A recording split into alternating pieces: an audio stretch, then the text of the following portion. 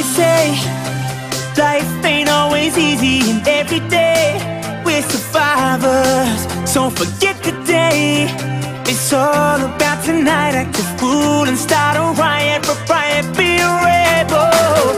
Bottles popping till we can't stand. We keep it rocking till 6 a.m. New York to London, over to Japan. Hey everyone, I'm Beth. I am a Beachbody fitness coach. I am also, you may have checked out my other videos on here, or have seen my like page, Fit and Healthy with Beth. If not, check those out for some additional tips and information and whatnot. So I have been into fitness and nutrition pretty much my entire life, so as far back as that goes. So I have established some guidelines and some tricks to help myself out. So I think that these will help you. So what we're going to talk about is the difference between physical hunger and emotional hunger. Many people have trouble with emotional eating when stressful times arise, or when just your schedule gets all out of whack. So we're going to talk about the differences and then how we can fix that. So let's get started. Physical hunger will generally come on. It will be a gradual hunger. It will just consistently start building. So you'll know the difference between that and emotional hunger, whereas it comes on urgently. It's like, okay, I need to eat now, just out of the blue, nowhere.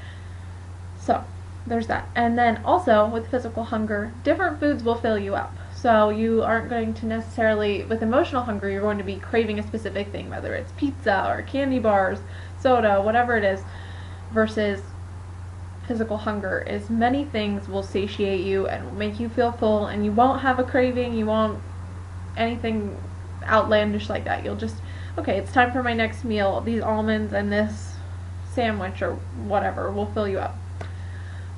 Next is emotional eaters. They will just keep eating. There is no end. They will just continue to eat even after they're full. So if they'll eat, they can just sit down and house like a whole pizza or a big bag of potato chips. Whereas a physical eating, like physically being hungry, you will feel full, you'll be satiated, you won't feel like eating anymore after that, and you won't need to because you are actually full. Now it does take about 20 minutes for your stomach to send the signal up to your brain to say, hey, I'm full. So try eating slower, drink water. I've read studies where people say use a bigger fork and take smaller bites, just different things. Just slow down your eating because you will really feel full quicker. And the last big difference is when you're physically hungry, after you eat something, you don't feel guilty about it because you were hungry and you ate a balanced, proper diet.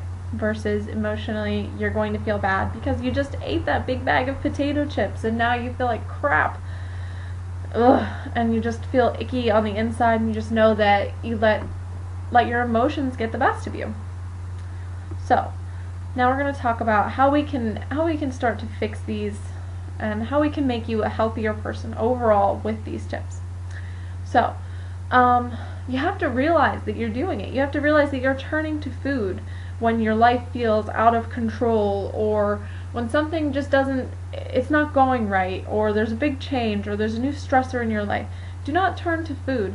Food is merely for fuel. That is it. That is all food is. Yes, the better food you put in your body, the better you will feel. But it's just fuel. So keep that in mind. A piece of pizza has no emotions. It is not doing absolutely anything for your mood. The only thing it might do is upset your stomach. So keep that in mind. Also, keeping a food log might really help. When you can see what exactly is going into your body, you're more likely to take a step back and be like, whoa, I ate 2,000 calories that day because I was just completely stressed out. And it will keep you more accountable, I think. If you're writing down, okay, I'm going to have almonds in a sandwich for lunch, and then 3 hours later I'm going to have my Shakeology, or I'm going to have a protein bar, or something like that, you know? It keeps you focused on what your goals are and what you're actually doing. Now, another thing is, I know that this is a little personal, but you have to identify what it is that's upsetting you and stressing you out and figure that out. I know it's not necessarily always an easy fix, but I think if you can understand what it is that's upsetting you, you can try to get a better grasp of it and stop trying to turn to food and blame that versus actually find the problem. The biggest thing that I think I would really like you to turn to is your workouts. Whenever you feel crappy or you're upset or you're stressed out or you just had a bad day, go work out, pick up some weights, hit the treadmill, go for a run. I mean, do some turbo fire, whatever it is that you need to do, make yourself feel better. It's the best form of therapy. If you're upset about something, don't go grab that bag of potato chips and park yourself in front of the television. That is not going to make you feel better. You're just going to feel awful after you ate it. So just go get a workout, get a sweat in, and it will clear your mind, and it will really, really help you, I think. So those are my biggest tips for you.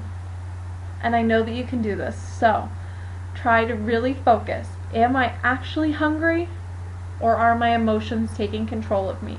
And if the answer is yes, it's my emotions, write it out, figure it out, and then go work out, go chill out, get some endorphins, get your blood pumping, and you will feel so much better.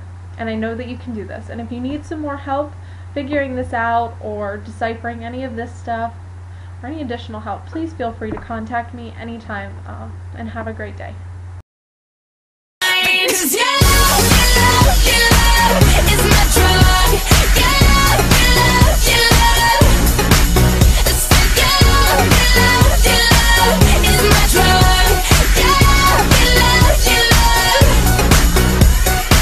Won't listen to any advice. Mom's telling me I should think twice, but left to my own device.